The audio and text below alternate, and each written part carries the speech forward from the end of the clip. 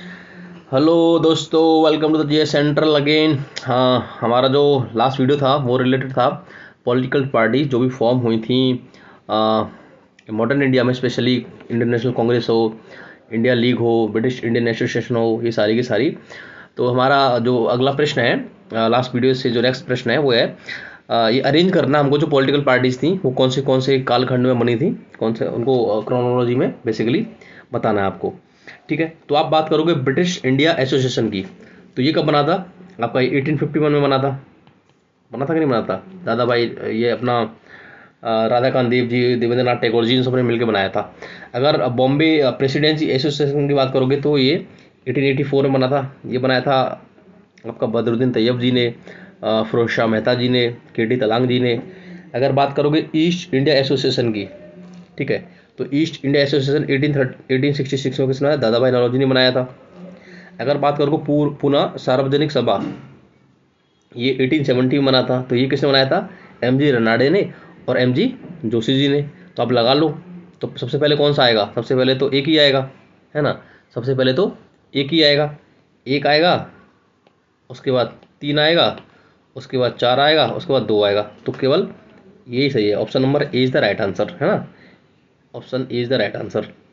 अगला प्रश्न देख लेते हैं। बॉम्बे की राजनीति में त्रिमूर्ति के बारे में निम्नलिखित कथनों पर विचार करो। तो टाइम पीरियड जो होता है ना, बेसिकली त्रिमूर्ति बोलते हैं उसको, जिसमें कि आपने देखा था कि आपका ये वाला जो था बॉम्बे प्रेसिडेंसी एसोसिएशन, उसको जब फाउंडर थे वो थे के टी तलांग, बदरुद्दीन तैयब जी और फिरोज शाह मेहता जी। ठीक है, तो फिरोज शाह मेहता, के टी तलांग और बदरुद्दीन तैयब जी, ये बिल्कुल ठीक है। पहला तो स्टेटमेंट ठीक है। They were the key leaders responsible for reviving political life in Bombay via the Bombay presidency association, बिल्कुल ठीक है भाई, दोनों के दोनों स्टेटमेंट ठीक है। और बॉम्बे क्रॉनिकल्स नाम की एक पत्रिका भी निकाली थी, बॉम्बे क्रॉनिकल्स,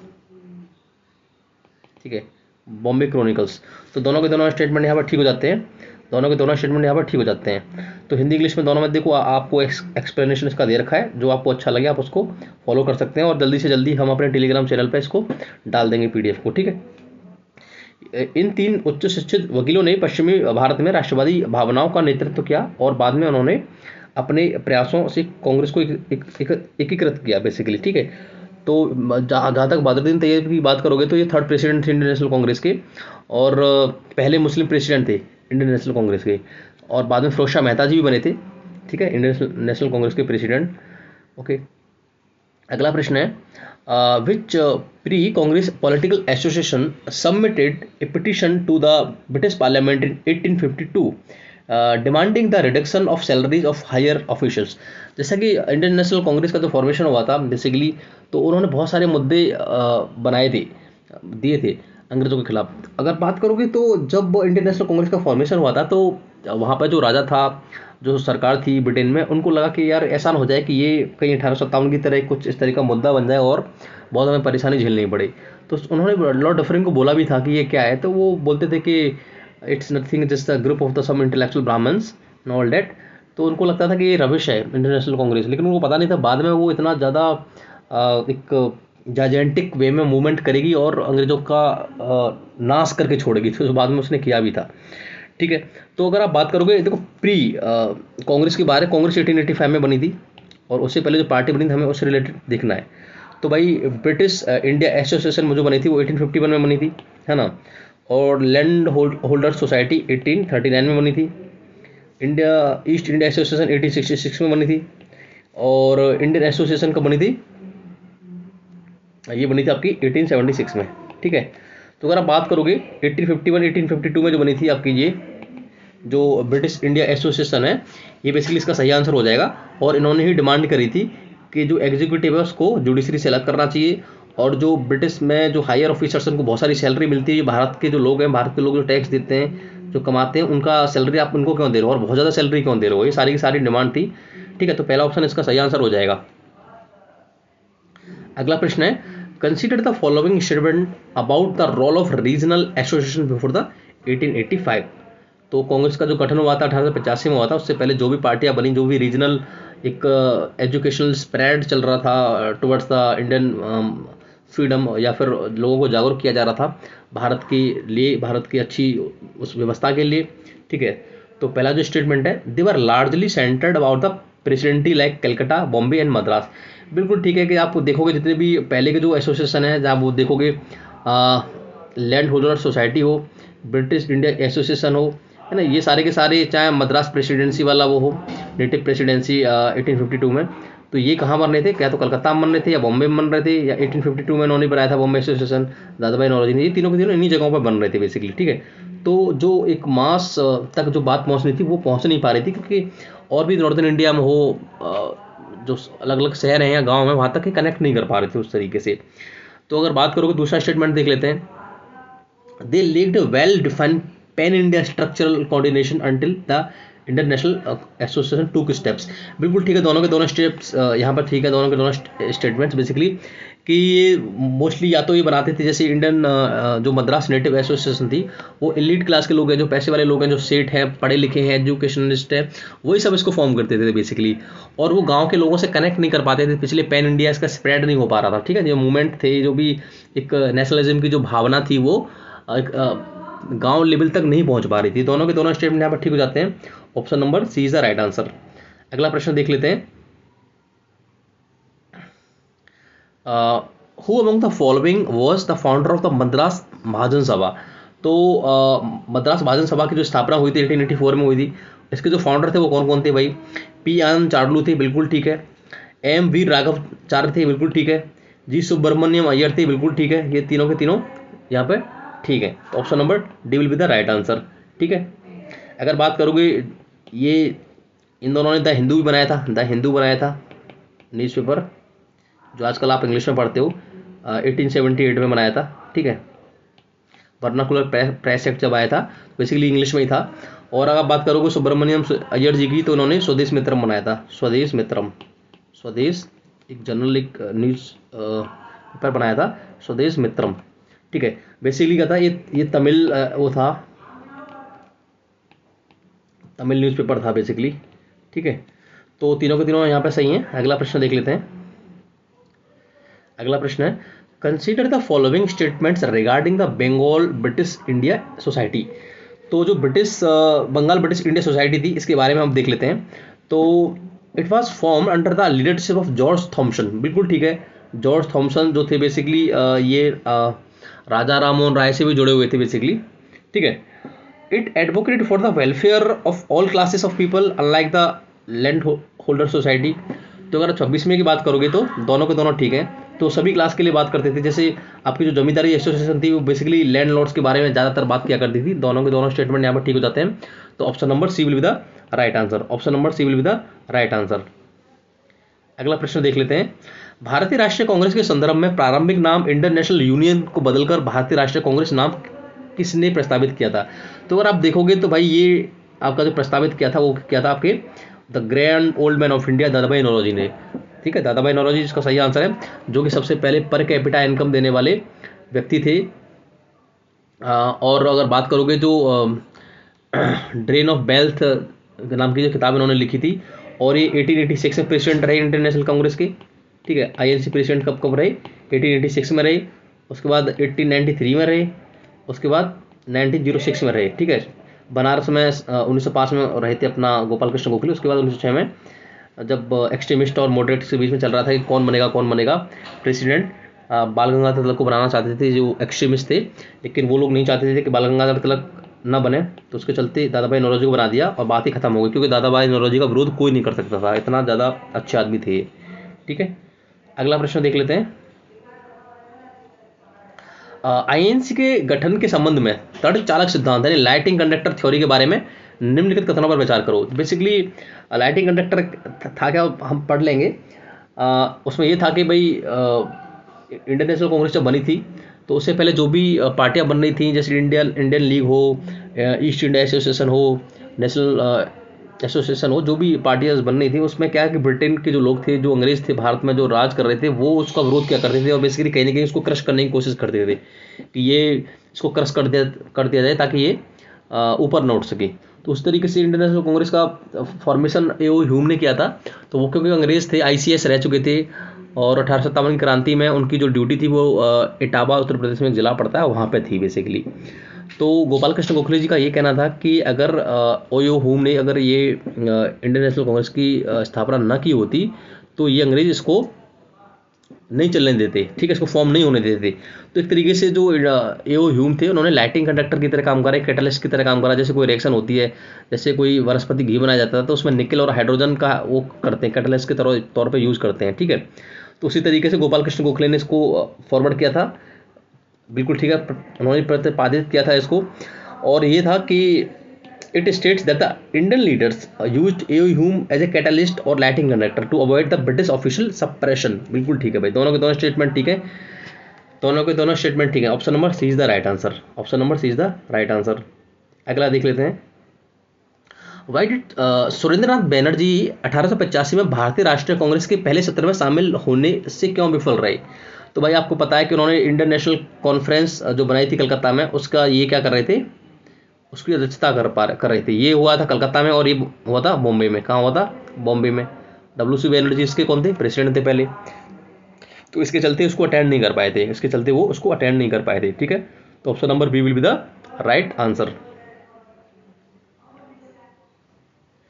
ठीक है।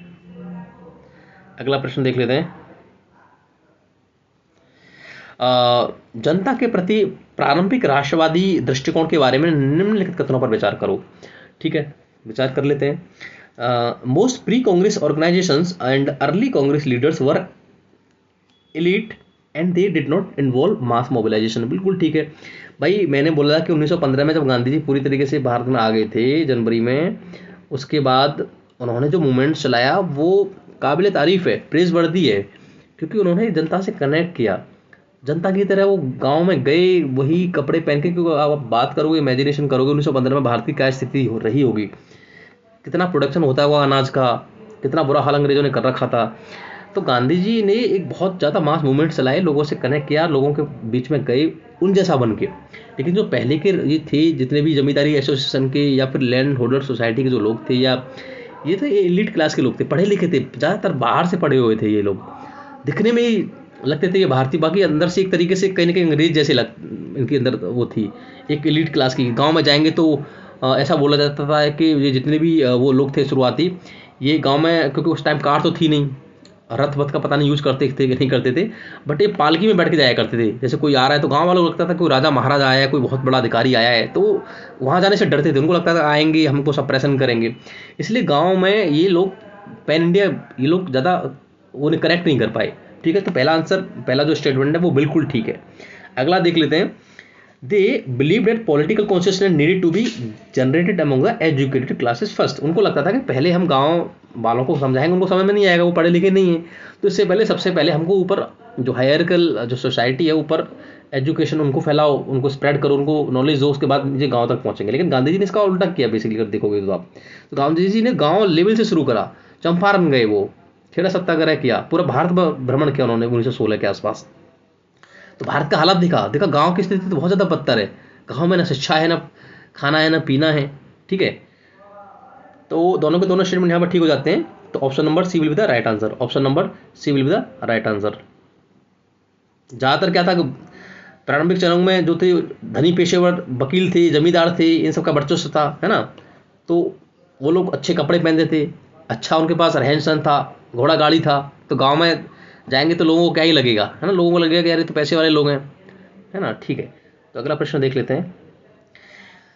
विच of the following journal newspaper was closely linked with the founders of the Mahajan Madras Mahajan Sabha. अगर मद्रास महाजन सभा की बात करोगे तो भाई द हिंदू, जो कि 1878 में स्टार्ट हुआ था, और स्वदेश मित्रम नाम का जो अखबार था, स्वदेश मित्रम, वो तमिल में था, ये इंग्लिश में था, आज भी आता है बहुत, ये था इंग्लिश में, है ना, इंग्लिश में। और अमृत बाजार पत्रिका की बात करोगे, ये भी सबसे पहला अखबार था जो कि वर्नाकुलर प्रेस एक्ट थी, जो कि लॉर्ड लिटन ने स्टार्ट की थी। उसमें ये पत्रिका बंगाली में थी, लेकिन उसको पता लगा कि भाई इसको हड़प लेंगे, इसकी जो जो कलेक्टर था उसको ये आदेश दिए गए थे कि कोई अगर आपसे बिना परमिशन लिए कोई न्यूज़पेपर छाप रहा है तो भाई उस पर पेनल्टी लगाओ और उसकी जो भी प्रेस है उसको भी तोड़ ताड़ दो और हड़प लो उसको छीन छान लो। ठीक है, ये सीन था। तो ये शिशिर कुमार घोष ने स्टार्ट किया था। शिशिर कुमार घोष ने स्टार्ट किया था। ठीक है। बंगाली तो अपना SN बनर्जी ने स्टार्ट किया था। केसरी आपके बाल गंगाधर तिलक जी ने स्टार्ट किया था। ठीक है, तो पहला सही है। अगला प्रश्न देख लेते हैं। Consider the following statement about the Bombay association form in 1852। 1852 में दादा भाई नौरोजी ने इसको स्टार्ट किया था बेसिकली बॉम्बे में, है ना, और भी इनके साथ लोग थे। ठीक है, उससे ऊपर देख लेते हैं। It was first political organisation in the Bombay presidency. बिल्कुल ठीक है, 1852 में। It completely boycotted any petitions to the British parliament. नहीं, ये बात ठीक नहीं है। ये बात इसलिए ठीक नहीं है क्योंकि भाई 1853 का जो चार्टर एक्ट आना था उसमें इन्होंने कुछ सुझाव दिए थे कि भाई आप ये करो, भारत के हित के लिए भी कुछ काम कर लो। ठीक है, तो इसलिए पहला ही स्टेटमेंट ठीक है, option number A is the right answer. ठीक है, दूसरा इसलिए करते हैं is sent petition suggestion reform for the charter act of 1853। अगला प्रश्न देख लेते हैं। With reference to the pre-Congress associations, who was the main person behind the British India Society established in London in 1839? तो भाई अगर बात करोगे तो कौन थे? विलियम एडम्स थे। भाई ये थे जरूर, लेकिन इन्होंने 1866 में ईस्ट इंडिया कंपनी बनाई, सॉरी ईस्ट इंडिया एसोसिएशन बनाया था। ठीक है, और ये INC के प्रेसिडेंट रहे। तो विलियम एडम्स थे जो कि राजा राममोहन रॉय के काफ़ी एसोसिएटेड थे और काफ़ी नज़दीक थे। तो यही थी आंसर उसका। ठीक है, option number is the right answer इसका। अगला प्रश्न देख लेते हैं। Consider the following statement regarding the Indian national association. भाई इंडियन नेशनल एसोसिएशन 1876 में बनाई आनंद मोहन बोस जी ने और सुरेंद्रनाथ बनर्जी ने बनाई थी। It was establish to create a strong public opinion on political question across the India. बिल्कुल ठीक है। अगला देख लेते हैं। इट कंप्लीटली एक्सक्लूडेड द रिप्रेजेंटेशन ऑफ द वर्किंग क्लास। ना ना ना ना, ये कहाँ गलत है भाई। भाई कांग्रेस से पहले यही एकमात्र पार्टी थी तो बात कर रही थी जो कांग्रेस की आइडियोलॉजी थी उस हिसाब से। ये पूरे भारत भर का जो दुर्दशा थी अंग्रेजों ने वो जो कर रखी थी, इसलिए वो हर आदमी हर क्लास को लेकर चलना चाहते थे। ठीक है, तो दूसरा तो यहाँ पर गलत हो जाता है, तो केवल एक ही सही है, केवल एक ही सही है। अगला देख लेते हैं 35। With reference to the early political associations the term amalgamation का मतलब होता है मिक्स करना, मतलब ऐड करना। भाई ए और बी को ऐड करना तो मिक्स कर देना, मिलाना। तो अमलगमेशन इज ऑफ 1851। भाई 1851 में क्या बना था? आपकी ब्रिटिश इंडिया एसोसिएशन बनी थी। किस किस से मिलकर बनी थी? बंगाल ब्रिटिश इंडिया एसोसिएशन से और लैंड होल्डर सोसाइटी से मिलकर बनी थी। तो पहले आंसर क्या हो जाएगा इसका? बी हो जाएगा, बी हो जाएगा, बी। ये तो 1884 में बनी थी, ये 1852 51 52 में बनी थी। पूरा सार्वजनिक सभा, पूना सार्वजनिक सभा 1870 में बनी थी। मद्रास महाजन सभा 1884 में बनी थी। तो बोल रहा है प्री, तो पहले तो आंसर आप देख ही लो 1851। तो एक ऑप्शन इसका कहने की बी निकल के आ रहा है ना, आप ऐसे भी कर सकते हो। अगला प्रश्न देख लेते हैं। अगला प्रश्न क्या कह रहा है? Consider the following statement about the dynamic shift brought by the Indian national Congress. मैंने फिर बोला इंडियन नेशनल कांग्रेस ने ब्राइट शिफ्ट, मतलब ब्रॉड शिफ्ट एक बहुत बड़ी मात्रा में क्यों लाया? क्योंकि भाई यहाँ पे जो नेता थे उन्होंने सोचा कि भाई हम पहले क्यों इतना ज़्यादा लोगों से कनेक्ट नहीं कर पा रहे थे, है ना। तो उन्होंने क्या करा? It completely discarded the peaceful administrative reform demand of the previous regional bodies. तो अगर आप इसकी बात करोगे तो ये क्या ठीक है? नहीं, ऐसा तो नहीं समझ में आ रहा है मुझे कि पूरी तरीके से रिजेक्ट कर दिया था। It United various isolated regional leadership into a single pan India national movement. बिल्कुल ठीक है भाई, यही ठीक है, यही ठीक है। Option number B is the right answer. Option number B is the right answer. ठीक है, अगला प्रश्न क्या है? which viceroy's reactionary policies acts as a major catalyst for the active political awakening before the Indian National Congress। तो भाई एक 1878 के आसपास बेसिकली अगर आप देखोगे तो एक सनकी टाइप का वायसराय आया भारत में जिसका नाम था लॉर्ड लिटिन। क्या नाम था? Lord Latin. वो क्या लाया? बर्नाकुलर प्रेस एक्ट लाया। क्या लाया?